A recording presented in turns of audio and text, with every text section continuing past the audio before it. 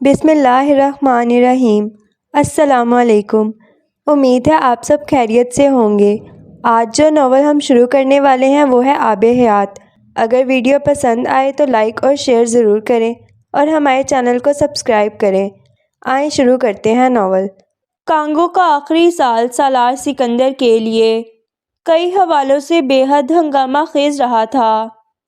وہ world bank کے ساتھ اپنے آخری سال میں اپنے سارے معاملات کو وائنڈ اپ کر رہا تھا اور اس کی زندگی کے آدھے دن رات جہاز پر سفر کے دوران گزر رہے تھے اور انہی روز و شب میں اس کی ملازمت کا دورانیہ ختم ہونے سے چند ہفتے پہلے اسے واشنگٹن بلایا گیا تھا اور امریکی حکومت نے اسے ورلڈ بینک کے صدر کے عہدے کی پیشکش کی تھی۔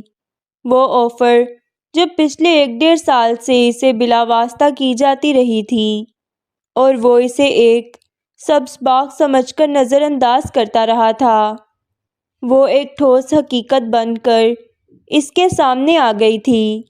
انکار اتنا آسان نہیں تھا جتنا سالار سمجھتا تھا۔ یہ بہت بڑی ترغیب تھی۔ وہ جس پروجیکٹ پر کام کر رہا تھا اسے اناؤنس کرنے میں کچھ وقت باقی تھا۔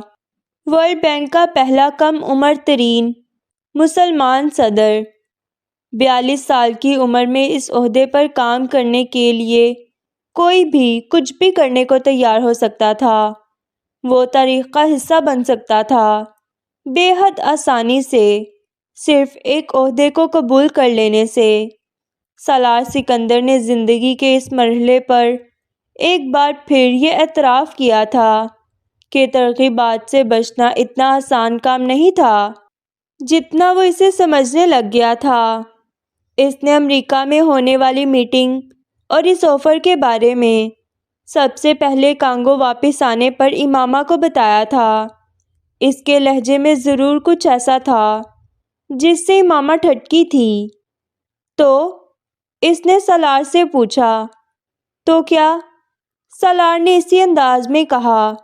ان دونوں نے ابھی کچھ دیر پہلے کھانا کھایا تھا اور وہ ڈنر ٹیبل پر ہی تھے۔ سالار رات گئے واپس پہنچا تھا اور ہمیشہ کی طرح نیند اس کی آنکھوں سے کوسوں دور تھی۔ تم نے کیا کہا؟ امامہ نے اس سے پوچھا۔ میں نے سوچنے کے لیے ٹائم لیا ہے۔ اس نے ڈیزرٹ کے پیالے سے ایک چمچ لیا۔ امامہ اس کے جواب سے جیسے بے حد ناخوش ہوئی۔ سوچنے کے لیے ٹائم؟ تم انکار کر کے نہیں آئے؟ اس نے جیسے سالار کو یاد دلایا تھا۔ انکار کیا تھا، قبول نہیں ہوا۔ مجھے سوچنے کے لیے کہا گیا ہے۔ سالار نے سویٹ ڈش کا ایک اور چمچ لیا، پھر پیالہ دور کھسکا دیا۔ تم کیا سوچ رہے ہو سالار؟ امامہ نے میٹھا نہیں کھایا تھا۔ اس کا پیالہ ویسے ہی پڑا رہا تھا۔ سالار اسے دیکھنے لگا۔ دونوں بے حد خوشی سے ایک دوسرے کا چہرہ دیکھتے رہے۔ پھر امامہ کی ناخوشی اور خفگی جیسے کچھ اور بڑھی تھی۔ اس نے سالار کے چہرے پر جیسے کچھ پڑھا تھا جو اسے پسند نہیں آیا تھا۔ تم یہ آفر قبول کرنا چاہتے ہو؟ اس نے سالار سے ڈائریکٹ سوال کیا۔ کرنی چاہیے کیا؟ سالار نے جواباً پوچھا۔ نہیں۔ اتنا حتمی اور دو ٹوک جواب آیا تھا کہ سالار بول ہی نہیں سکا۔ اسے شاید پھر ویسے ہی جواب اور رد عمل کی توقع تھی جو اس نے نائب صدارت آفر ہونے پر اس کے سوال پر دیا تھا۔ تمہیں یاد نہیں تم کس مقصد کے لیے کام کر رہے ہو اور کیا کرنا چاہتے ہو؟ امامہ نے جیسے اسے یاد دلایا۔ بالکل یاد ہے۔ پھر الجھن کس بات کی ہے؟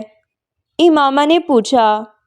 الجھن نہیں ہے، صرف یہ سوچ رہا ہوں کہ ابھی تھوڑا وقت چاہیے مجھے اپنے پروجیکٹ کو عملی شکل میں دنیا کے سامنے لانے کے لیے۔ ورلڈ بینک کے صدر کے طور پر کام کر لوں گا تو اس پروجیکٹ میں مجھے بہت مدد ملے گی۔ میری اور اس پروجیکٹ کی ریپیوٹ بہت بڑھ جائے گی۔ ڈھیروں کمپنیز اور انویسٹرز ہماری طرف آئیں گے۔ بہت سی جگہوں پر مجھے تعارف کروانا ہی نہیں پڑے گا۔ امامہ نے اسے ٹوکا۔ بس صرف یہ وجہ ہے؟ وہ اسے دیکھنے لگا۔ وہ پھر حتمی انداز میں اس کا چہرہ دیکھ رہی تھی۔ وہ دنیا میں ان چند انسانوں میں سے تھی جن کے سامنے وہ جھوٹ بول نہیں پاتا، کوشش کرنے کے باوجود، کیونکہ وہ اس کا جھوٹ پکڑ لیتی تھی۔ پتہ نہیں یہ بیویوں کی خصوصیت تھی یا صرف امامہ ہاشم کی۔ ورلڈ بینک کے صدر کے طور پر ایک مسلمان کی تعیناتی ایک اعزاز بھی تو ہے۔ سالار نے اس بار بے حد مدھم آواز میں وہ ترغیب بھی سامنے رکھی۔ ورلڈ بینک کیا ہے سالار؟ جن ہے، ہوا ہے، کیا ہے؟ کچھ بھی نہیں۔ سود کا کام کرنے والی قوموں کا ایک اجتماع، اور کیا ہے؟ کیا اعزاز والی بات ہے اس میں کہ سود کا کام کرنے والی ان قوموں کی سربراہی ایک مسلمان کے پاس ہو؟ یہ اعزاز نہیں، شرم سے ڈوب مرنے والی بات ہے کسی مسلمان کے لیے۔ امامہ نے جیسے اسے آئینہ نہیں، جوتا دکھا دیا تھا۔ وہ خفا تھی، ناخوش تھی، اور بڑے آرام سے یہ دیکھ رہی تھی کہ یہ ترغیب تھی جو اس کے شوہر کے قدموں کی زنجیر بن رہی تھی۔ جس پروجیکٹ پر تم کام کر رہے ہو، اس میں کامیابی تمہیں اللہ تعالیٰ نے دینی ہے۔ تمہارے علم، تمہارے تجربے، تمہاری قابلیت اور ورلڈ بینک کے ساتھ منسلک رہنے والی شناخت نے نہیں۔ تم اب 40s میں آ چکے ہو، بچے بڑے ہو رہے ہیں، وقت گزرتا جا رہا ہے۔ 5 سال ورلڈ بینک کا صدر رہنے کے بعد تم 47 کے ہو چکے ہوگے۔ پھر اس کے بعد تم ایک اسلامی مالیاتی نظام پر کام کرنا شروع کرو گے۔ جب تم اپنی ساری جوانی ورلڈ بینک کو دے چکے ہوگے، تم یقیناً مذاق کر رہے ہو پھر اپنے ساتھ اور ان لوگوں کے ساتھ جنہیں تم ایک ممکنہ انقلاب کا حصہ بنائے بیٹھے ہو۔ وہ کہتے ہوئے ٹیبل سے اٹھ گئی اور برتن سمیٹنے لگی۔ تمہیں پتہ ہے امامہ، میری زندگی کا سب سے بہترین ایسٹ کیا ہے؟ سالار سکندر نے یکدم اس سے کہا۔ امامہ اسی طرح اپنے کام میں مصروف رہی۔ اس نے سالار سکندر کی کسی ممکنہ انکشاف میں دلچسپی نہیں لی تھی۔ وہ اس وقت اتنی ہی بددل تھی۔ تمہاری یہ ظالمانہ صاف گوئی جو مجھے میری اوقات میں لے آتی ہے، تم مجھ سے امپریس کیوں نہیں ہو جاتی؟ سالار کے انداز میں اعترافی بے بسی، خراج تحسین، شرمندگی اور معصومیت بیک وقت تھا۔ امامہ اس بار رک کر اسے دیکھنے لگی۔ میں الجھا تھا، ٹیمپٹ ہوا تھا، لیکن گمراہ نہیں۔ تم ٹھیک کہہ رہی ہو، وقت گزرتا جا رہا ہے، چیزیں سوچ سمجھ کر صبر سے کرنی چاہیے، لیکن تاخیر سے نہیں۔ وہ اب اپنا اعترافی بیان دے رہا تھا۔ امامہ کا چہرہ کھل اٹھا تھا۔ مجھے تم سے متاثر ہونے، تمہارے گن گانے کے لیے بنایا ہی نہیں گیا سالار، اس کے لیے دنیا ہے۔ مجھے تمہیں چیلنج کر کے، تمہیں آگے بڑھانے کے لیے تمہارا ساتھی بنایا گیا ہے۔ یہ کام کوئی اور نہیں کر سکتا۔ وہ اب مسکراتے ہوئے اس سے کہہ رہی تھی، مجھے پتہ ہے اور میں اس کی قدر بھی کرتا ہوں۔ وہ پھر اعتراف کر رہا تھا۔ وہ فیصلہ جو اس کے لیے مشکل بن رہا تھا، وہ اس کی بیوی نے بے حد آسان کر دیا تھا۔ وہ آسانی چاہتا تھا، وہ مشکل کی طلبگار تھی، کیونکہ ہر مشکل میں آسانی تھی۔ وہ آفر میڈیا کے ذریعے سے منظر عام پر آ گئی تھی، اور ورلڈ بینک کے اگلے ممکنہ صدر کے طور پر سالار سکندر کا نام بہت سی جگہوں پر اچھالا جانے لگا تھا۔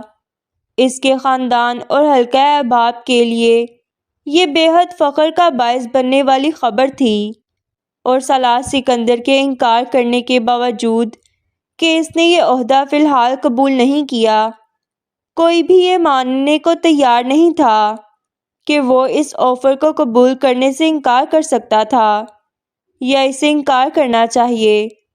سکندر عثمان خاص طور پر اس کے فیصلے سے بالکل بھی خوش نہیں ہوئے تھے کہ وہ اس آفر کو قبول کرنے کے بجائے کہ اپنے کیریئر کی اس اسٹیج پر ورلڈ بینک سے علیحدگی اختیار کر کے کچھ اور کرے گا۔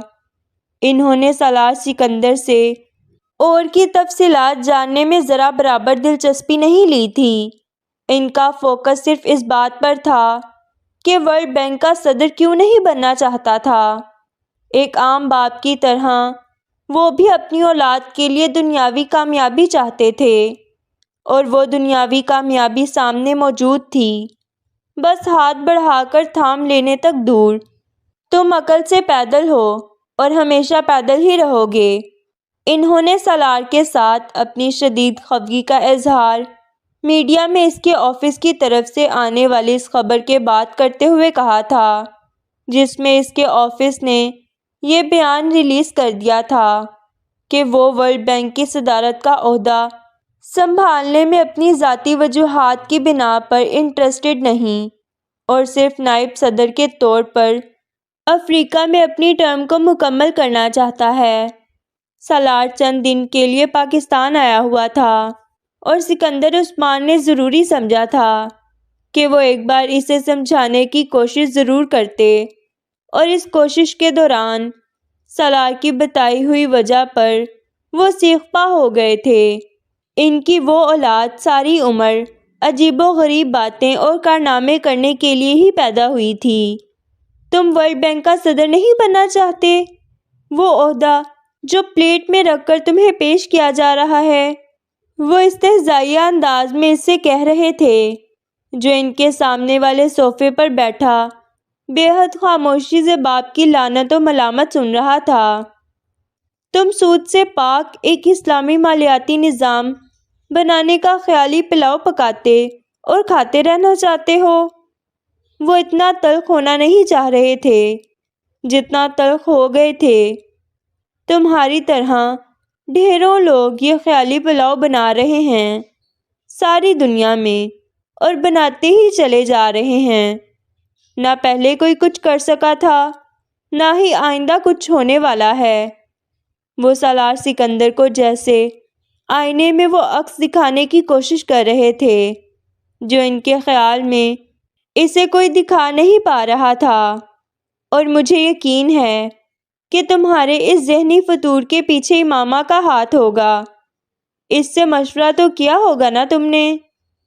وہ بیٹے کی رگ رگ کو جانتے تھے، اور اس وقت انہیں سالار کے ساتھ ساتھ امامہ پر بھی غصہ آ رہا تھا۔ ہر نسل اسے خیالی پلاؤ سمجھے گی تو پھر یہ صدیوں تک خیالی پلاؤ ہی رہے گا۔ کسی ایک نسل سے کسی ایک فرد کو اٹھ کر اس کے لیے کچھ کرنا ہوگا۔ صرف حرام حرام کہہ کر تو ہم اس سودی نظام کے اندر نہیں جی سکتے۔ سالار سکندر کو اپنی باپ کی باتیں کڑوا سچ لگی تھیں، لیکن وہ انہیں نگلنے کے لیے تیار نہیں تھا۔ تم جانتے ہو سالار، یہ جو موجودہ نظام ہے، اسے ہٹانا کیوں مشکل ہے؟ سکندر عثمان نے بے حد سنجیدگی سے کہا، کیونکہ یہ فرد کا بنایا ہوا نظام نہیں ہے، یہ ریاستوں کا بنایا ہوا نظام ہے، فلاحی ریاستوں کا۔ وہ بے شک اسلامی نہ ہوں، لیکن وہ اپنے اندر اس نظام کو چلا کر کم از کم اپنے معاشرے میں لوگوں کو ایک فلاحی سسٹم دیے ہوئے ہیں۔ تم افراد کو چیلنج کر سکتے ہو، تم ریاستوں کو چیلنج نہیں کر سکتے۔ جب تک مسلم ممالک خود ایک مضبوط اقتصادی نظام بنانے کی کوشش نہیں کرتے، جب تک اسلامی فلاحی ریاستوں کی شکل میں سامنے نہیں آتے، کچھ نہیں بدلے گا کہیں بھی۔ دنیا ایسی ہی رہے گی جیسی ہے۔ اقتصادی نظام کیا، ہر نظام صرف طاقتور کا چلے گا۔ کمزور کی عقل میں کسی کو دلچسپی نہیں ہوتی۔ سکہ طاقتور کا چلتا ہے۔ یہ سود کی جنگ نہیں ہے، یہ قوموں کی جنگ ہے۔ ہم مسلمان ہیں، نکمے اور نااہل ہیں، قوم کے لیے نہیں، اپنے لیے جیتے ہیں۔ اس وقت اس لیے مار کھا رہے ہیں اور کھاتے رہیں گے جب تک ایسے ہی رہیں گے۔ وہ یہودیوں نصاری ہیں، یہ ان کے عروج کی صدی ہے۔ وہ باعلم اور باعمل ہیں، اپنی زندگیاں اپنی قوموں کے لیے قربان کرنے کا عزم اور حوصلہ رکھتے ہیں، اس لیے وہ راج کر رہے ہیں اور راج کرتے رہیں گے جب تک ان کے اندر یہ جذبہ موجود ہے۔ ہم بد دعائیں دے دے کر کسی قوم کو زوال نہیں دلا سکتے، ہم دہشت گرد بن کر بھی کسی قوم کے کچھ لوگ مار سکتے ہیں، کچھ عمارتیں تباہ کر سکتے ہیں، خوف پھیلا سکتے ہیں، لیکن دنیا پر اپنی حاکمیت قائم کرنے کے لیے ہمیں مغربی اقوام سے بڑھ کر باعمل ہونا پڑے گا، اور یہ مقابلہ بہت مشکل ہے، اور یہ مقابلہ افراد نہیں کرتے، اقوام کرتی ہیں متحد ہو کر۔ سکندر عثمان نے جو بھی کہا تھا ٹھیک کہا تھا۔ سالار سکندر بھی کچھ سال پہلے تک ایسے ہی سوچتا تھا، اور اس کی سوچ آج بھی وہی ہوتی تو وہ باپ کی ہاں میں ہاں ملاتا۔ آپ ٹھیک کہتے ہیں، جب تک کسی قوم کے افراد صرف اپنے لیے جئیں اور مریں گے تب تک کچھ نہیں بدلے گا۔ جب لوگ قوم کے لیے سوچنا شروع کر دیں گے سب کچھ بدل جائے گا۔ اس نے سکندر عثمان سے کہا، جن معاشروں اور اقوام کی مثالیں آپ دے رہے ہیں ان کے ڈھیروں افراد نے اپنی زندگیاں لیبارٹریز، لائبریریز اور اپنے اسٹڈی ٹیبلز پر صرف اس خواب اور عزم کے ساتھ گزاری تھیں کہ جو کام وہ فرد کے طور پر کر رہے ہیں وہ ان کی قوم کے لیے بہتر ثابت ہو۔ ان میں سے کوئی بھی پرسنل گلوری کے لیے زندگی قربان نہیں کر رہا تھا، نہ وہ بانی اور معجد کے طور پر کوئی پہچان بنا کر تاریخ کا حصہ بننا چاہتے تھے، وہ بس اسٹیٹس کو توڑنا چاہتے تھے، اپنی قوم کے کل کو اپنے آج سے بہتر چاہتے تھے، اور یہی خواہش میری بھی ہے۔ ایک کوشش اپنی قوم کے لیے مجھے بھی کر لینے دیں۔ مقالے اور کتابیں لکھ لکھ کر اپنا بڑھاپا میں نہیں گزارنا چاہتا پاپا۔ سکندر عثمان بہت دیر تک بول نہیں سکے تھے۔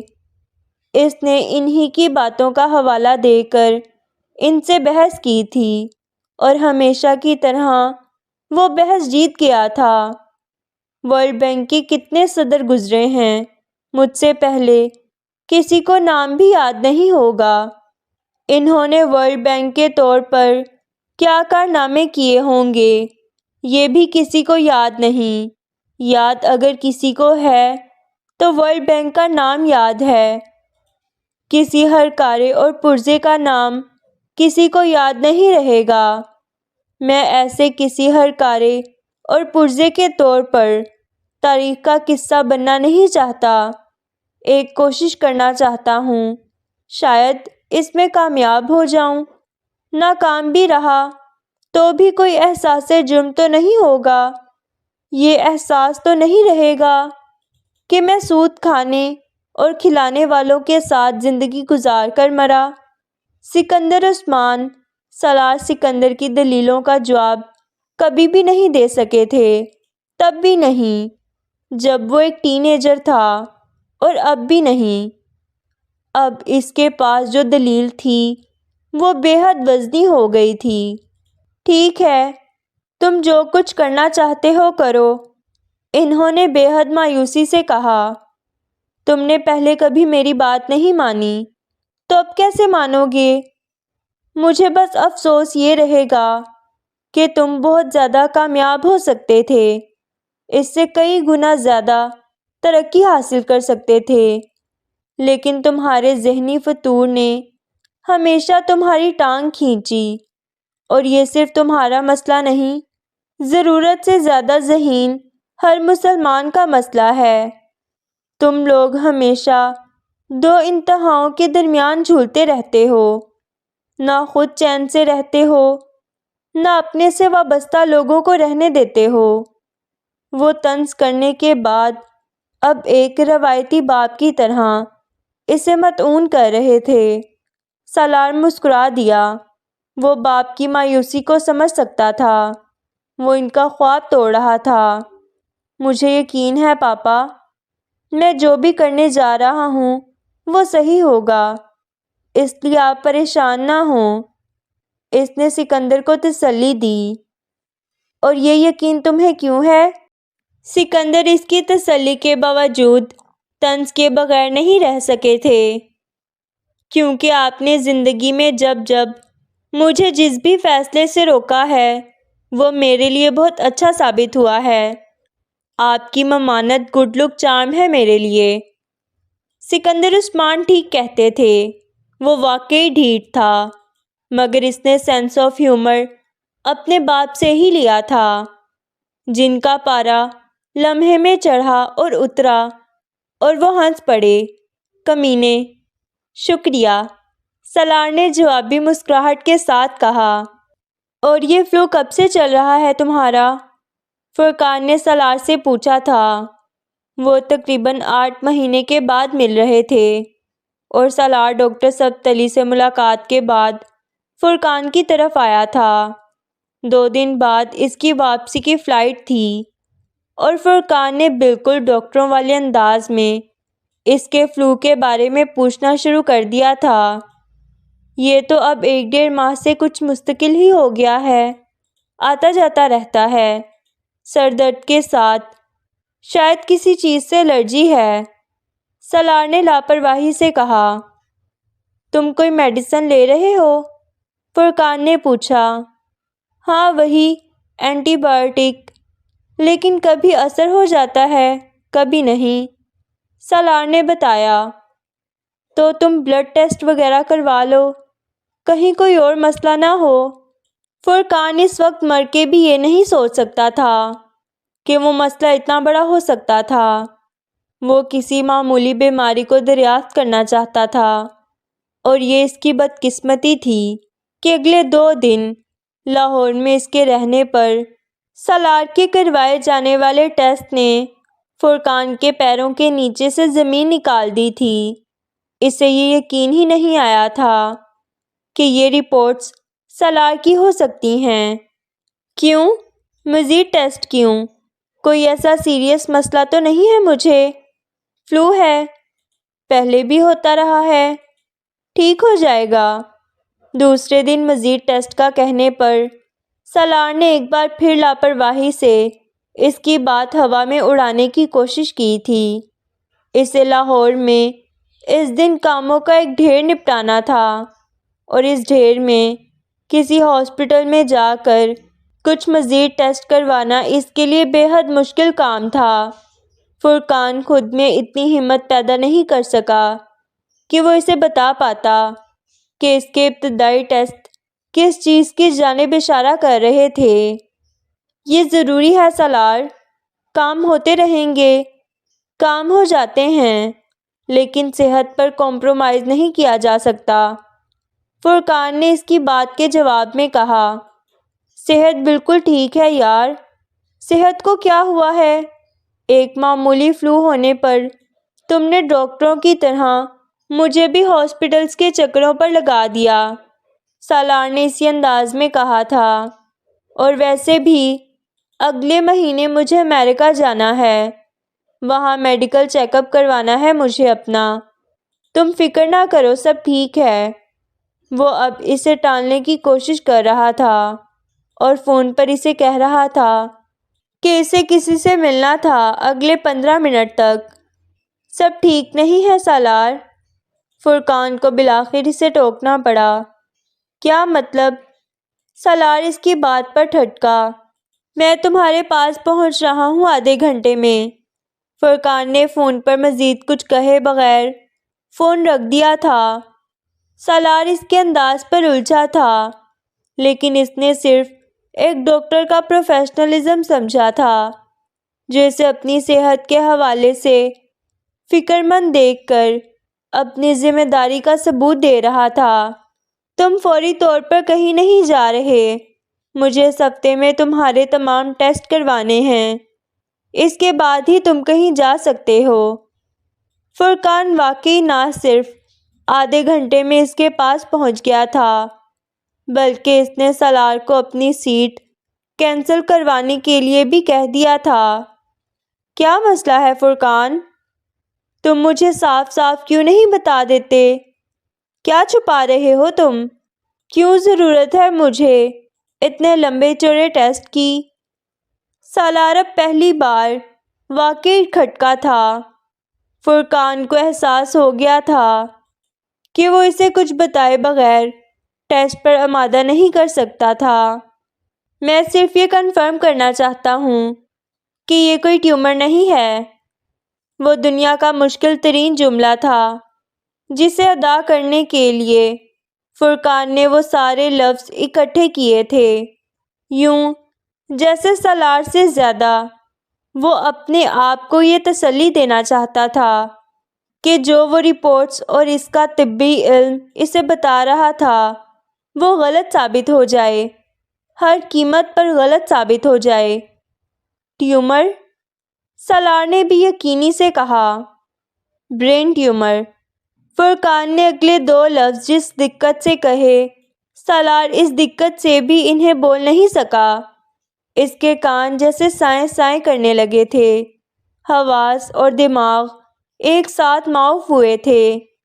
کئی لمحے وہ بے یقینی سے فرقان کو دیکھتا رہا، پھر اس نے کہا، یہ ٹیسٹ جو تم نے کروائے ہیں یہ انڈیکیٹ کر رہے ہیں کہ وہ خود بھی وہ جملہ پورا نہیں کر پایا۔ زندگی کا خوفناک ترین لمحہ تھا وہ، اور خوفناک ہی لگ رہا تھا سالار کو۔ وہ پاکستان کے بہترین آنکولوجسٹ میں سے ایک کے سامنے بیٹھا ہوا تھا، اور فرقان کو اگر ایسی کچھ علامات نظر آئی تھیں تو وہ اندازے کی غلطی نہیں ہو سکتی تھی۔ او مائی گاڈ! حمید نے امامہ کے ساتھ اسکول کوریڈور میں چلتے ہوئے اپنے مخصوص انداز میں کلکاری مارتے ہوئے اپنی خوشی کا اظہار کیا۔ Mummy, I have made you so famous! Mummy, میری وجہ سے آپ بہت مشہور ہو گئی ہیں۔ امامہ پیرنٹ ٹیچر میٹنگ اٹینڈ کرنے اسکول آئی تھی، اور حمید کو پڑھانے والا ہر ٹیچر حمید کی ممی سے ملنے کا خواہش مند تھا، اور اسکول میں ہونے والی وہ پیرنٹ ٹیچر میٹنگ جو کبھی سالار اور امامہ کے لیے جبریل اور عنایا کی وجہ سے فخر کا باعث ہوتی تھی، اب ایک کڑوی گولی تھی، یا پھر تلوار کی دھار جس پر چلنے کے سوا ان کے پاس کوئی چارہ نہیں تھا۔ اور آج بھی ایسا ہی ہوا تھا۔ ہر ٹیچر کے پاس حمید کا ایک اعمال نامہ تھا جو وہ امامہ کو دکھانا چاہتا تھا۔ I am so disappointed! میں بہت مایوس ہوئی ہوں۔ امامہ نے اپنے ساتھ چلتی ہوئی رئیسہ کو اپنے دائیں طرف سے بائیں طرف کرتے ہوئے حمید کو سرزنش کی، جو اس بات پر بے حد فخر محسوس کر رہا تھا کہ اس کی وجہ سے اس کی ممی ہر جگہ جانی جا رہی تھی۔ دیکھو، رئیسہ کی کسی نے شکایت نہیں کی۔ I am so proud of her! مجھے اس پر فخر ہے۔ امامہ نے اسے رئیسہ کی مثال دینی شروع کی۔ I don't think so! حمید نے ماں کی بات سے متاثر ہوئے بغیر کہنا شروع کیا۔ Every teacher said that she can't speak well. Hare teacher کا کہنا ہے کہ وہ صحیح سے بول نہیں سکتی۔ اس سے پہلے کہ وہ پھر شروع ہو جاتا، امامہ نے اسے روکنا ضروری سمجھا۔ وہ سیکھ لے گی، ابھی بہت چھوٹی ہے۔ امامہ نے رئیسہ کا دفاع کرنا ضروری سمجھا، لیکن جو حمید کہہ رہا تھا وہ غلط نہیں تھا۔ رئیسہ کو اڈاپٹ کرتے ہوئے امامہ نے کبھی نہیں سوچا تھا کہ اس بچی کی پرورش سے بڑا چیلنج اسے لکھنا پڑھنا سکھانا تھا۔ اسے یہ مسئلہ اپنے بچوں کے ساتھ نہیں ہوا تھا۔ وہ پیدائشی ذہین تھے، ماں باپ دونوں طرف سے، اور ان کے لیے کوئی بھی چیز سیکھنا کک واک تھی۔ رئیسہ کے ساتھ معاملہ مختلف تھا۔ وہ چیزوں کو مشکل سے پہچان پاتی اور انہیں یاد رکھنے کی دقت کا شکار رہتی۔ یہ اللہ کا شکر تھا کہ وہ آٹسٹک نہیں تھی، نہ ہی اسے کوئی اور مینٹل ڈس ایبلٹی تھی، مگر وہ امامہ کے لیے ایک صبر آزما کام ضرور تھی، اور رئیسہ کا کم ذہین ہونا اس کے بچوں سے بھی چھپا ہوا نہیں تھا۔ وہ آہستہ آہستہ رئیسہ سے بے حد مانوس ہونے کے باوجود یہ سمجھنے لگے تھے کہ وہ ان تینوں سے ڈیفرنٹ تھی۔ اس بار تمہارے بابا آئیں گے تو میں انہیں وہ ساری باتیں بتا دوں گی جو تمہاری ٹیچرز نے تمہارے بارے میں کی ہیں۔ امامہ نے اس کے ساتھ چلتے ہوئے سے دھمکایا تھا۔ My teachers backbite, why do you want to pick a bad habit? میری ٹیچرز نے چغل خوری کی ہے، آپ ان سے یہ گندی عادت کیوں لینا چاہتی ہیں؟ اس نے جیسے ماں کو سمجھانے کی کوشش کی۔ اوکے دیکھو پھر، امامہ نے اسے دھمکایا اور فون پر سالار کو کال ملائی۔ چند مرتبہ بیل جانے کے بعد فون اٹھا لیا گیا، لیکن اٹھانے والا فرقان تھا۔ امامہ حیران ہو گئی۔ سالار لاہور میں تھا اور اس نے کچھ مصروفیات کی وجہ سے اپنی سیٹ آگے کروا لی تھی۔ فرقان سے وہ جس دن پہلی بار لاہور آ کر ملا تھا، اس نے امامہ کو بتایا تھا۔ اس نے اسے یہ بھی بتایا تھا کہ فرقان اس کے بار بار ہونے والے فلو کی وجہ سے اسے بلڈ ٹیسٹ کروانے کا کہہ رہا تھا، اور امامہ نے اسے کہا تھا کہ اسے فرقان کی بات مان لینی چاہیے۔ پتہ نہیں مجھ سے کہہ رہا تھا، میرے چہرے کے ایک حصے پر سوجن نظر آ رہی ہے۔ میں نے کہا فلو ہمیشہ ناک کے اسی حصے سے ہوتا رہتا ہے، اب بھی ہے، شاید اس وجہ سے، لیکن ساتھ سی ٹی اسکین کا بھی کہہ رہا ہے۔ کروا لوں گا تاکہ اسی تسلی ہو جائے، ڈاکٹر آدھے پاگل ہوتے ہیں، اس نے تب امامہ سے کہا تھا۔ لیکن سالار نے اسے اگلے دن یہ بھی بتا دیا تھا کہ وہ ٹیسٹ کروا آیا تھا، لیکن اس کے بعد امامہ اور سالار کی ان ٹیسٹ کی رپورٹس کے حوالے سے کوئی بات نہیں ہوئی۔ اس نے خود ہی یہ سمجھ لیا تھا کہ چونکہ سالار نے ٹیسٹ کے حوالے سے اسے کچھ بتایا نہیں، تو اس کا مطلب یہی تھا کہ ٹیسٹ ٹھیک ہی رہے ہوں گے۔ اور اب فرقان ایک بار پھر سالار کے فون پر تھا، تو یہ لاہور میں اس کی سالار سے تیسری ملاقات تھی ان چند دنوں میں۔ وہ سوچے بغیر نہیں رہ سکی۔ وہ اب اس سے اس کا اور بچوں کا حال پوچھ رہا تھا، لیکن اس کا انداز بے حد عجیب تھا۔ وہ خوش مزاجی جو اس کے طرز تخاطب کا حصہ ہوتی تھی، وہ آج امامہ کو مکمل طور پر غائب محسوس ہوئی۔ سالار ابھی تھوڑی دیر میں فون کرتا ہے تمہیں، اس نے ابتدائی الیکس لیگ کے بعد اس سے کہا۔ فون آپ کو کیسے دے دیا اس نے؟ یہ بات امامہ کو بے حد حیران کن لگی تھی۔ ہاں وہ ہسپتال آئے ہوئے تھے اور سالار کو مجھ سے کچھ کام تھا، اسی لیے وہ یہاں ملنے آیا مجھے۔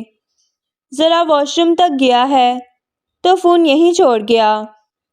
فرقان نے روانی میں وہ جگہ بتائی جہاں وہ تھے، پھر اسی روانی میں امامہ سے اس جگہ ہونے کا جواز دیا، پھر فون اپنے پاس ہونے کی توضیحات دی اور امامہ کے لیے اپنے بیان کو ناقابل یقین کر دیا۔ وہ واش روم میں جاتے ہوئے اپنا فون کہیں چھوڑ کر جانے والوں میں سے نہیں تھا، وہ بھی ایک پبلک پلیس پر۔ بے شک وہ فرقان کا اسپتال ہی کیوں نہ ہوتا، وہ کھٹک گئی تھی، لیکن اس نے مزید سوال و جواب کی بجائے فون بند کر کے سالار کی کال کا انتظار کرنا بہتر سمجھا۔ سالار MRI کروا رہا تھا اور پچھلے چند دنوں میں اوپر تلے ہونے والے ٹیسٹ ان سارے خدشات کی تصدیق کر رہے تھے جو فرقان کو ہوئے تھے۔ اسے برین ٹیومر تھا، لیکن اس کی نوعیت کیا تھی، یہ کس اسٹیج پر تھا، اس کی ہولناکی کیا تھی، یہ جاننے کے لیے ابھی مزید بہت سے ٹیسٹ اور ڈاکٹرز کی رائے ضروری تھی۔ سالار ابتدائی شوق کی کیفیت سے نکل چکا تھا، مگر اس کی زندگی یکدم جمود کا شکار ہو گئی تھی۔ وہ بھاگ دوڑ جو وہ پچھلے کئی سالوں سے کرتا آ رہا تھا اور جس میں اس کی زندگی کے روز و شب گزر رہے تھے، وہ عجیب انداز میں رکی تھی۔ برین ٹیومر مہلک تھا، اس کی تصدیق ہو چکی تھی، لیکن وہ کتنا جان لیوا تھا، اور صحت یابی کے چانسز کیا تھے، علاج کیا تھا، کہاں سے ہو سکتا تھا، کتنی مدت اس کے لیے درکار تھی، اس کی صحت پر اس کے کیا اثرات ہونے والے تھے، اور ان سب سے بڑا سوال یہ تھا کہ اس کی فیملی پر اس کی اس بیماری کے انکشاف کا کیا اثر ہونے والا تھا۔ وہ بتائے یا نہ بتائے، وہ چھپائے تو کس طرح؟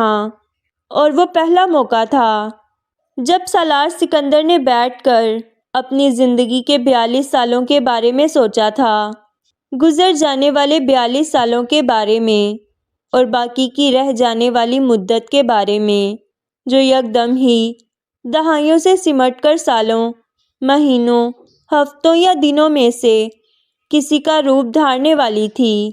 مہلت کا وہ اصول جو قرآن پاک کی بنیاد تھا، وہ سالار سکندر کی سمجھ میں آیا تھا، لیکن یہ یقین کرنا مشکل ہو رہا تھا کہ وہ قانون اب اس کی اپنی زندگی پر لاگو ہونے جا رہا تھا۔ اپنی زندگی کے خاتمے کا سوچنا روزے قیامت پر یقین رکھنے کے باوجود اس کے رونگٹے کھڑے کر رہا تھا۔ میڈیکل سائنس بہت ترقی کر گئی ہے، ہر چیز کا علاج ممکن ہو چکا ہے، ٹیسٹ میڈیسنز آ رہی ہیں، کوئی بھی بیماری اب ناقابل علاج تو رہی ہی نہیں۔ اس کے ٹیومر کے میلیگننٹ مہلک ہونے کی تصدیق اسی دن ہوئی تھی، اور اس کی تصدیق ہو جانے پر فرقان اس سے کم اپسیٹ نہیں ہوا تھا، لیکن اس کے باوجود اس نے گمسم بیٹھے سالار کو تسلی دینا شروع کی تھی۔ اپنے جملوں کی بے رتبی کے باوجود تم ابھی صرف یہ سوچو کہ سب کچھ ٹھیک ہو جائے گا۔ سالار نے سر اٹھا کر پہلی بار اسے دیکھا اور پھر کہا، تم ڈاکٹر ہو کر مجھ سے یہ بات کہہ رہے ہو؟ فرقان بول نہیں پایا۔ وہ دونوں بہت دیر تک وہاں چپ بیٹھے رہے تھے۔ تم فوری طور پر امریکہ چلے جاؤ، بلکہ میں تمہارے ساتھ چلتا ہوں۔ وہاں بہترین ڈاکٹرز اور اسپتال ہیں، ہو سکتا ہے وہاں اس کا علاج ہو جائے، یا ہو سکتا ہے کوئی اور حل ہو۔ وہ اب ڈاکٹر بن کر نہیں، اس کا ایک عزیز دوست بن کر بات کر رہا تھا۔ امامہ سے کیا کہوں؟ اس نے فرقان سے عجیب سوال کیا۔ ابھی کچھ کہنے کی ضرورت نہیں ہے، ایک بار امریکہ سے ٹیسٹ ہونے دو، دیکھو وہاں کے ڈاکٹر کیا کہتے ہیں۔ فرقان نے اس سے کہا تھا، یہاں کے ڈاکٹرز کیا کہتے ہیں؟ فرقان اس کے اس سوال کو نظر انداز کر گیا تھا۔ وہ اسے وہ سب بتانے کی ہمت نہیں کر پا رہا تھا جو وہ اپنے چند ساتھی ڈاکٹر سے سالار کی رپورٹ پر مشاورت کے بعد سن چکا تھا۔ پاکستان میں برین ٹیومرز کا علاج اور نیورو سرجری اتنی ایڈوانس نہیں ہے جتنا امریکہ میں، اس لیے یہاں کے ڈاکٹرز کی رائے میرے نزدیک زیادہ اہمیت نہیں رکھتی۔ وہ نظریں چرائے کہتا گیا تھا۔ سالار صرف اس کا چہرہ دیکھتا رہ گیا۔ اسے فرقان کی بے بسی پر اپنے سے زیادہ ترس آیا۔ وہ اس سے کچھ چھپانا بھی نہیں چاہتا تھا اور کچھ بتانا بھی نہیں۔ نہیں، کوئی ایسی بات نہیں ہے، فلو کی وجہ سے ہی گیا تھا دوبارہ، بس گپ شپ کرتے ہوئے فون ٹیبل پر رکھا اور پھر اٹھانا یاد ہی نہیں رہا۔ سالار نے اس رات فون پر امامہ سے بات کرتے ہوئے کہا۔ وہ مطمئن ہو گئی۔ اور فلو، اس کا کیا ہوا؟ بس چل رہا ہے۔ ٹیسٹوں کی رپورٹ آ گئی؟ ہاں، سب ٹھیک ہے، بس وائرل انفیکشن ہے، اس نے کچھ میڈیسنز دی ہیں، ٹھیک ہو جائے گا۔ میں تو پریشان ہی ہو گئی تھی، میں نے سوچا پتہ نہیں کیا مسئلہ ہے، کیوں دوبارہ اسپتال میں فرقان کے ساتھ بیٹھے ہو؟ وہ خاموشی سے اس کی گفتگو سنتا رہا۔ فرقان نے ٹھیک مشورہ دیا تھا، اسے ابھی امامہ کو کچھ بھی نہیں بتانا چاہیے تھا، لیکن اس کے لہجے میں چھلکنے والے اطمینان نے اسے عجیب طریقے سے گھائل کیا تھا۔ وہ اسے دھوکہ دے رہا تھا۔ وہ اب اسے بچوں کے بارے میں بتا رہی تھی، بچوں سے باری باری بات کروا رہی تھی۔ وہ پچھلے 3 دن سے جبریل کو قرآن پاک نہیں پڑھا پایا تھا۔ امامہ نے اسے یاد دلایا۔ تم پڑھا دو، سالار نے جواباً کہا۔ میں تو پچھلے 3 دن سے پڑھا ہی رہی ہوں، ریویژن کروا رہی ہوں، نیا سبق تو تم ہی دو گے، وہ اس سے کہہ رہی تھی۔ کتنے پارے رہ گئے؟ سالار نے اس کی بات پر عجیب غائب دماغی سے پوچھا۔ امامہ نے نوٹس کیا۔ آخری 10، جلدی ہو جائیں گے، وہ بڑبڑایا۔ ہاں انشاءاللہ، اور ماشاءاللہ ذہین بھی تو بہت ہے، 10 سال کا ہونے سے پہلے ہی قرآن پاک مکمل ہو جائے گا اس کا، وہ اس بار سالار کے لہجے پر غور کیے بغیر کہتی گئی۔ وہ چاہتے تھے جبریل اس سے بھی کم عمری میں قرآن پاک حفظ کر لیتا، کیونکہ وہ بلا کا ذہین تھا اور اس کی زبان بے حد صاف تھی، لیکن سالار نے اسے اس عمر میں قرآن پاک حفظ کرنے پر لگایا تھا جب وہ کچھ باشعور ہو کر اس کے معنی و مفہوم کے ساتھ ساتھ اس فریضے کی اہمیت سے بھی واقف ہو گیا تھا۔ اسکائپ کی اسکرین پر اب باری باری اس کے بچے دکھنے لگے تھے۔ وہ اب لیپ ٹاپ آن کیے ہوئے بیٹھا ان کی شرارتوں کو دیکھ رہا تھا۔ وہ ایک بھیانک حقیقت کے اندر بیٹھا ایک خوبصورت خواب دیکھ رہا تھا۔ وہ باری باری اپنی طرف کے کمپیوٹر کے کیمرے کے سامنے منہ کر کے باپ کو ہیلو کہہ رہے تھے۔ بابا، آج میں نے کوکی بنائی ہے۔ انایا اسے اسکرین پر ایک بڑے سائز کا بسکٹ دکھا رہی تھی۔ واو، یہ تو بہت یمی دکھتی ہے۔ سالار نے اپنے اندر کے فشار کو چھپاتے ہوئے بیٹی کو داد دی۔ وہ سب کچھ وہ اس طرح دیکھ رہا تھا جیسے زندگی میں پہلی بار دیکھ رہا تھا، کیونکہ وہ سب کچھ ختم ہو جانے والا تھا۔ امامہ ان سب کو وہاں سے ہٹا کر لے گئی تھی، کیونکہ اب جبریل کو نیا سبق پڑھانا تھا۔ وہ اور اس کا 9 سالہ بیٹا آمنے سامنے بیٹھے ہوئے تھے۔ وہ سالار سے اگلا سبق پوچھ رہا تھا۔ سالار نے اسے پچھلا سبق سنانے کے لیے کہا تھا۔ جبریل نے پڑھنا شروع کیا تھا، سینے پر ہاتھ باندھے، آنکھیں بند کیے، خوش الحان آواز میں۔ اس نے باپ سے صرف ذہانت ورثے میں نہیں پائی تھی، خوش الحانی بھی پائی تھی۔ 9 سال کی عمر میں بھی اس کی قرات دلوں کو چھو لینے کی صلاحیت رکھتی تھی، کسی بھی سننے والے کی آنکھوں کو نم کر سکتی تھی۔ جبریل نے کب اپنا پہلا سبق ختم کیا تھا، سالار کو اندازہ ہی نہیں ہوا، وہ کہیں اور پہنچا ہوا تھا۔ جبریل نے آنکھیں کھول کر اپنے ہاتھ سینے سے ہٹا کر سامنے رکھے قرآن پاک کو دیکھا، پھر اسکرین پر باپ کے نظر آنے والے چہرے کو جو کسی بت کی طرح بے حس و حرکت تھا۔ بابا، جبریل کو ایک لمحے کے لیے لگا شاید نیٹ کا کنیکشن ختم ہو گیا تھا یا سگنلز کی وجہ سے اسٹریمنگ نہیں ہو پائی تھی۔ سالار چونکا اور اپنا گلا صاف کرتے ہوئے اس نے جبریل کو ایک بار پھر پچھلا سبق سنانے کو کہا۔ وہ حیران ہوا تھا۔ وہ تو میں نے سنا دیا۔ میں نہیں سن سکا، ایک بار پھر سناؤ۔ وہ پہلا موقع تھا جب جبریل نے باپ کے چہرے کو بے حد غور سے دیکھا تھا۔ کچھ مسئلہ تھا اس دن باپ کو، اسے یہ اندازہ ہو گیا تھا، لیکن کوئی سوال کیے بغیر اس نے ایک بار پھر پچھلا سبق سنانا شروع کر دیا۔ اس بار سالار پہلے کی طرح کہیں اور محو نہیں ہوا تھا۔ اس نے بیٹے کو نیا سبق پڑھا کر اور چند بار دہرانے کے بعد اسکائپ بند کر دیا تھا۔ اس بابا اوکے؟ کیا بابا ٹھیک ہیں؟ جبریل نے اسکائپ پر سالار سے بات کرنے کے بعد ماں سے پوچھا۔ ہاں وہ ٹھیک ہیں، بس فلو ہے، اس لیے کچھ طبیعت خراب ہے ان کی۔ امامہ نے اس کے سوال پر زیادہ غور کیے بغیر کہا۔ When is he returning? وہ واپس کب لوٹ رہے ہیں؟ جبریل نے اگلا سوال کیا۔ ابھی تو امریکہ جا رہے ہیں، 2 ہفتوں کے لیے پاکستان سے۔ کہہ رہے تھے کچھ میٹنگز ہیں، پھر امریکہ سے آئیں گے۔ امامہ نے سالار سے فون پر ہونے والی گفتگو اسے بتائی۔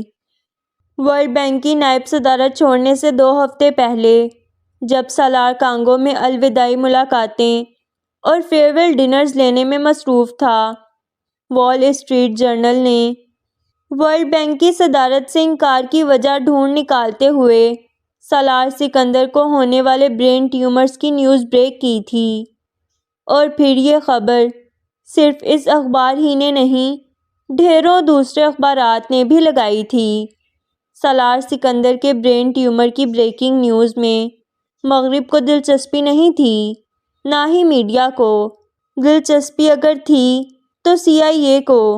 اس اسٹیج پر سالار کی مہلک بیماری کی خبر بریک کرنے کا مطلب اس پروجیکٹ کے شروع ہونے سے پہلے ہی اس کی کمر توڑنے کے مترادف تھا جس پر سالار کام کر رہا تھا۔ وہ جانتے تھے سالار ورلڈ بینک سے الگ ہونے کے بعد کیا کرنے جا رہا تھا، اور انہیں یقین تھا جو وہ کرنے کے خواب دیکھ رہا تھا وہ ناممکنات میں سے تھا۔ اس کے باوجود حفاظتی اقدامات ضروری تھے، اور سب سے بہترین دفاعی حکمت عملی وہی تھی جو انہوں نے اختیار کی تھی۔ وہ سالار سکندر کی بیماری کو مشتہر کرنے کے بعد اب اس پروجیکٹ کے ممکنہ سرمایہ کاروں کے پیچھے ہٹ جانے کا انتظار کر رہے تھے۔ وہ شطرنج تھی۔ سالار اپنے مہرے سجا کر پہلی چال چلنے کی تیاری کر رہا تھا۔ وہ پہلے سے تیار بیٹھے تھے۔ انہوں نے پہلی چال چل دی تھی، اور پہلی چال میں ہی بادشاہ کو شہمات ہونے والی تھی۔ یہ کم از کم ان کو یقین تھا۔ اس نے انٹرنیٹ پر گلائیوما کا لفظ گوگل پر سرچ کیا، پھر اولیگو ڈینڈروگلائیوما کو۔ 9.5 سال کی عمر میں محمد جبریل سکندر نے ان 2 لفظوں کو اسپیلنگ بی کے مقابلے میں حصہ لینے کے لیے ان الفاظ کی فہرست میں شامل کیا تھا جس کی اسپیلنگ اسے یاد کرنا تھی۔ اسے ان 2 الفاظ کی اسپیلنگ یاد کرتے ہوئے یہ اندازہ نہیں تھا۔ وہ اپنے باپ کو لاحق دنیا کے مہلک ترین برین ٹیومر سے واقفیت حاصل کر رہا تھا۔ اسپیلنگ بی کے مقابلے کے لیے جبریل نے صرف ان الفاظ کی اسپیلنگ یاد کی تھی۔ وہ 2 الفاظ کیا تھے، وہ کھوجنے کی کوشش اس نے تب کی تھی جب اس نے انٹرنیٹ پر اپنے باپ کے نام کے ساتھ اس کی بیماری کے حوالے سے ایک خبر دیکھی تھی۔ وہ ورلڈ بینک کی ویب سائٹ تھی جو ان کے ڈیسک ٹاپ کا ہوم پیج تھا۔ وہ کئی بار سالار کے زیر استعمال آتا تھا۔ وہ اس ہوم پیج پر تازہ ترین اسکرول ہونے والی خبروں میں سے ایک سالار سکندر کی بیماری کے حوالے سے وال اسٹریٹ جرنل کی نیوز تھی جو صرف آدھے گھنٹے پہلے بریک ہوئی تھی۔ 9.5 سال کے اس بچے نے اس بیماری کو کھوجنا شروع کیا تھا۔ سالار ابھی گھر نہیں لوٹا تھا۔ امامہ دوسرے کمرے میں بچوں کو پڑھا رہی تھی، اور جبریل انٹرنیٹ پر ساکت بیٹھا یہ پڑھ رہا تھا کہ اس کا باپ گریڈ 2 کے اولیگو ڈینڈروگلائیوما کا شکار تھا۔ اس ٹیومر کا علاج نہیں ہو سکتا تھا، مکمل طور پر کامیاب علاج، اور اگر علاج ہو بھی جاتا تو مریض 7 سے 10 سال تک زندہ رہ سکتا تھا۔ اس برین ٹیومر کے مریض صحت مند رہ کر بھی اس سے زیادہ نہیں جی سکتے تھے۔ 9.5 سال کا وہ بچہ اس دن چند لمحوں میں بڑا ہو گیا تھا۔ اس گھر میں سالار کے بعد وہ پہلا شخص تھا جسے سالار کی بیماری اور اس کی نوعیت اور اثرات کا علم ہوا تھا۔ جبریل کی سمجھ میں نہیں آیا تھا وہ اس ہولناک انکشاف کا کیا کرے، ماں کو بتا دے یا نہ بتائے۔ یہ اس کا ڈیلیما نہیں تھا، اس کا مخمصہ اور تھا۔ حمین، جاؤ بھائی کو بلا کے لاؤ، وہ سونے سے پہلے تم لوگوں کو دعا پڑھا دے۔ پتہ نہیں اتنی دیر کیوں لگا دی اس نے۔ بچوں کو پڑھانے سے فارغ ہونے کے بعد انہیں سونے کے لیے لیٹنے کا کہتے ہوئے امامہ کو جبریل یاد آیا۔ اسے کمرے سے گئے کافی دیر ہو گئی تھی۔ آج میں پڑھاتا ہوں، حمین نے اعلان کرتے ہی اپنے دونوں ہاتھ کسی نمازی کی طرح سینے پر باندھتے ہوئے بڑے جذب کے عالم میں دعا پڑھنے کے لیے منہ کھولا، اور امامہ نے تحکمانہ انداز میں فوری طور پر اسے ٹوکا، حمین، بھائی پڑھائے گا۔ حمین نے بند آنکھیں کھول لیں اور سینے پر بندھے ہاتھ بھی۔ اس سے پہلے کہ وہ کمرے سے نکل جاتا، امامہ نے نائٹ سوٹ کے اس پجامے پر لگی گرہ کو دیکھا جو وہ ابھی ابھی باتھ روم سے پہن کر باہر نکلا تھا۔ پجامے کے اوپری حصے کو ازاربند کے بجائے ایک بڑی سی گرہ لگا کر کسا گیا تھا، اور اس گرہ کے دونوں سرے کسی خرگوش کے کانوں کی طرح اس کے پیٹ کے اوپر کھڑے تھے۔ ادھر آؤ، امامہ نے اسے بلایا۔ یہ کیا ہے؟ اس نے جھک کر نیچے بیٹھتے ہوئے اس گرہ کو کھولنے کی کوشش کی تاکہ پجامے کو ٹھیک کر سکے۔ حمین نے ایک چیخ ماری اور جھٹکا کھا کر اس گرہ پر دونوں ہاتھ رکھے، پیچھے ہٹا۔ ممی نہیں، اس کی سٹرنگ کہاں ہے؟ امامہ کو اندازہ ہو گیا تھا کہ اس گرہ کو باندھنے کی وجہ کیا تھی۔ میں نے اسکول میں کسی کو دے دی ہے۔ امامہ نے حیرانی سے پوچھا، کیوں؟ چیریٹی میں، حمین نے جملہ مکمل کیا۔ امامہ نے ہکا بکا ہو کر اپنے اس بیٹے کا اعتماد اور اطمینان دیکھا۔ چیریٹی میں؟ وہ واقعی حیران تھی۔ صرف ایک ڈوری کو؟ نہیں، مختصر جواب آیا۔ پھر؟ ڈوری سے بیگ کو باندھا تھا۔ کس بیگ کو؟ امامہ کا ماتھا ٹھنکا۔ اس بیگ کو جس میں ٹوئز تھے۔ جواب اب بھی پورا آیا تھا۔ کس کے ٹوئز؟ امامہ کے ماتھے پر بل پڑے۔ ویل، حمین نے اب ماں رئیسہ اور عنایہ کو باری باری محتاط انداز میں دیکھا۔ وہ اپنے جواب کو گول مول کرنے کی بہترین کوشش تھی۔ There were many owners. وہ کئی لوگوں کے تھے۔ امامہ کو ایک لمحے میں سمجھ میں آیا تھا۔ many owners کون تھے؟ کس کو دیے؟ کیوں دیے؟ کس سے اجازت لی؟ اس نے یکے بعد دیگرے تابڑتوڑ سوالوں کی بوچھار کر دی۔ یہ پہلا موقع نہیں تھا جب حمین سکندر نے مہاتما بدھ بننے کی کوشش کرتے ہوئے اپنے بہن بھائیوں کے کھلونے دان کیے تھے، اور اس کے بہن بھائیوں میں اگر بلا کا تحمل نہ ہوتا تو اس کے اس کارنامے پر ہر بار بلا کا رن پڑتا۔ عنایہ کی آنکھیں اب آنسوؤں سے لبالب بھر گئی تھیں۔ اس چھوٹے بھائی نے یہ طے کیا ہوا تھا کہ وہ ان کی ہر چیز کو کسی بھی وقت مشینری جذبے کے تحت کسی کو بھی دے سکتا تھا۔ ممی، عنایہ بری طرح بلبلائی تھی۔ Charity is not a sin. Charity گناہ نہیں ہے۔ حمین نے اپنی آنکھیں عادتاً گول کرتے ہوئے ان دو الفاظ کا ایک بار پھر استعمال کیا جو پچھلے کچھ دنوں سے بار بار اس کی گفتگو میں آ رہے تھے۔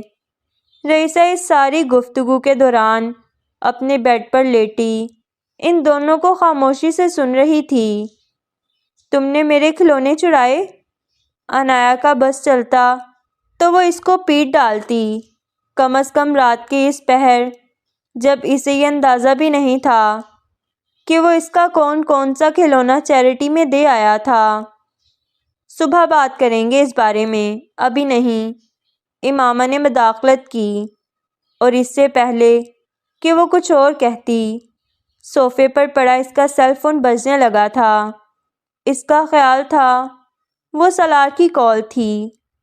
حمین، جا کر اپنے بیڈ پر لیٹو، میں خود بلا لاتی ہوں جبریل کو۔ امامہ نے صوفے کی طرف جاتے ہوئے کمرے کے دروازے کی طرف جاتے حمین کو ٹوکا۔ وہ بے حد فرما برداری سے واپس اپنے بیڈ کی طرف آ گیا تھا۔ امامہ نے سیل فون پر سکندر عثمان کا نام چمکتے دیکھا اور کال ریسیو کرتے ہوئے اس نے تینوں بچوں کی طرف دیکھتے ہوئے اپنے ہونٹوں پر انگلی رکھ کر انہیں خاموش رہنے کا اشارہ کیا۔ سالار کہاں ہے؟ سکندر عثمان نے اس کے سلام کا جواب دیتے ہی عجیب اضطراب میں اس سے پوچھا تھا۔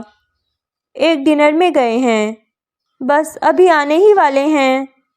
میں اسے کال کر رہا تھا، وہ میری کال ریسیو نہیں کر رہا۔ امامہ کو ان کے لہجے میں عجیب سی پریشانی اور گھبراہٹ محسوس ہوئی تھی۔ ہو سکتا ہے ڈنر میں آپ کی کال نہ لے پا رہے ہوں۔ وہ اکثر اپنا فون فنکشنز میں سائلنٹ کر دیتے ہیں۔ خیریت ہے نا پاپا؟ وہ پوچھے بغیر نہیں رہ سکی۔ تم لوگوں نے مجھے کیوں نہیں بتایا؟ اتنی بڑی بات مجھ سے کیوں چھپائی ہے؟ سکندر عثمان حواس باختگی میں کہتے چلے گئے۔ انہیں کچھ دیر پہلے ان کے ایک قریبی عزیز نے اس حوالے سے فون کیا تھا۔ اس عزیز نے سالار کی بیماری کے حوالے سے یہ خبر کسی چینل پر دیکھی تھی اور پھر فوری طور پر افسوس کا اظہار کرنے کے لیے سکندر کو فون کیا تھا، اور سکندر عثمان ان کے اظہار افسوس پر شوق رہ گئے تھے۔ انہیں یقین نہیں آیا کہ سالار کے بارے میں جو وہ کہہ رہے تھے وہ ٹھیک تھا، لیکن اس کے بعد اگلے 10-15 منٹوں میں انہیں اوپر تلے کئی کالز آئی تھیں اور انہوں نے حواس باختگی کے عالم میں سالار کو کالز کرنا شروع کر دی تھیں جو اس نے ریسیو نہیں کیں۔ اس ڈنر میں بیٹھے سکندر عثمان کی کال آنے سے بہت پہلے سالار کو یہ پتہ چل گیا تھا کہ میڈیا میں اس کی بیماری کی خبر بریک ہو چکی تھی۔ اس کے اسٹاف نے اسے اطلاع دی تھی اور ڈنر ٹیبل پر بیٹھا ہوا سالار سکتے میں آ گیا تھا۔ اسے اس اسٹیج پر اس خبر کے آؤٹ ہونے کے مضمرات کا اندازہ چند ثانیوں میں ہو گیا تھا۔ وہ آگے نہیں سوچ سکا تھا۔ وہ چند گھنٹے پہلے گھر سے نکلتے ہوئے گھر پر ایک بہت خوش و خرم خاندان چھوڑ کر آیا تھا۔ جو بھی لاوا تھا اس کے اندر تھا، کوئی دوسرا اس کی لپیٹ میں آ کر خاکستر نہیں ہوا تھا، اور اب سالار سکندر کا فون ٹیکسٹ میسیجز اور مسڈ کال سے اٹ گیا تھا، اور وہ اس ڈنر ٹیبل پر بیٹھے صرف اس نقصان کو کنٹرول کرنے کے طریقے سوچ رہا تھا جو اس خبر سے پہنچ سکتا تھا۔ کیا نہیں بتایا پاپا؟ کیا چھپایا ہے آپ سے؟ امامہ کی سمجھ میں سکندر عثمان کی بات نہیں آئی تھی۔ اسے لگا اس نے شاید ان کی بات سننے اور سمجھنے میں کوئی غلطی کی تھی۔ برین ٹیومر کے بارے میں سکندر عثمان نے جیسے کراہتے ہوئے کہا تھا، مگر اس کے باوجود وہ سالار کا نام نہیں لے سکے تھے۔ امامہ اب بھی کچھ نہیں سمجھی۔ Brain tumour? کس کے برین ٹیومر کے بارے میں؟ وہ الجھی، اور وہ پہلا موقع تھا جب سکندر عثمان کو احساس ہوا کہ وہ بھی ان کی طرح بے خبر تھی۔ پاپا، آپ کس کے برین ٹیومر کی بات کر رہے ہیں؟ امامہ نے ان کو خاموش پا کر ایک بار پھر پوچھا۔ جواب سکندر عثمان کے حلق میں اٹک گیا تھا۔ پاپا؟ امامہ ان کے مسلسل خاموش رہنے پر ایک بار پھر اپنا سوال دہرانا چاہتی تھی، مگر دہرا نہیں سکی۔ بجلی کے کوندے کی طرح اس کے دماغ میں اپنے ہی سوال کا جواب آیا تھا۔ سکندر عثمان کس کی بیماری پر یوں بے چین ہو سکتے تھے؟ سالار؟ کیا وہ سالار کی بات کر رہے تھے؟ سالار کے برین ٹیومر کی؟ ایک جھماکے کے ساتھ اسے کئی ہفتے پہلے کی فرقان اور اپنی بات چیت یاد آئی۔ ہاسپٹل کا وزٹ، کچھ ہفتوں سے سالار کا بدلا ہوا رویہ۔ وہ بے یقینی کے عالم میں فون ہاتھ میں لیے بیٹھی رہی۔ یہ اس کا وہم تھا، اسے وہم ہی ہونا چاہیے۔ اس نے جیسے گڑ گڑا کر دعا کی تھی، اب کچھ اور نہیں، کوئی آزمائش نہیں۔ اس نے اپنے مفلوج ہوتے ہوئے اعصاب کے ساتھ عنایا حمین رئیسہ کو دیکھا، جو خوش گپیاں کرتے ہوئے سونے کی تیاری میں مصروف تھے۔ فون پر اب دونوں طرف خاموشی تھی، نہ سکندر عثمان بول پا رہے تھے نہ وہ وہاں پچھتاوا تھا، یہاں بے یقینی۔ سالار کا نام لینے کی نہ ان میں ہمت تھی نہ اس میں حوصلہ۔ آپ سے کس نے کہا؟ امامہ نے بالآخر جیسے اپنے اوسان پر قابو پاتے ہوئے کانپتی ہوئی آواز میں ان سے پوچھا۔ اس نے اپنے پچھلے سوالوں کے جواب پر اصرار نہیں کیا تھا۔ اس نے تمہیں نہیں بتایا؟ سکندر عثمان نے عجیب بے بسی کے ساتھ اس سے پوچھا، یوں جیسے یہ نہیں کہنا چاہتے تھے، یہ کہنا چاہتے تھے کہ وہ خبر غلط تھی۔ کاش کہہ سکتے۔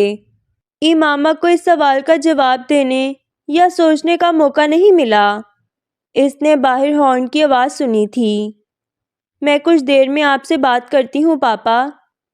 اس نے اپنے سرد پڑتے ہاتھ میں تھامے فون کو سنبھالنے کی کوشش کرتے ہوئے سکندر عثمان سے کہا، مجھے تمہیں نہیں بتانا چاہیے تھا۔ وہ اپنے پچھتاوے کا اظہار کیے بغیر نہیں رہ پائے۔ اس حالت میں بھی انہیں اندازہ ہو رہا تھا کہ ان کے اس انکشاف پر امامہ پر کیا گزری ہوگی۔ امامہ نے جواب نہیں دیا، فون بند کر دیا۔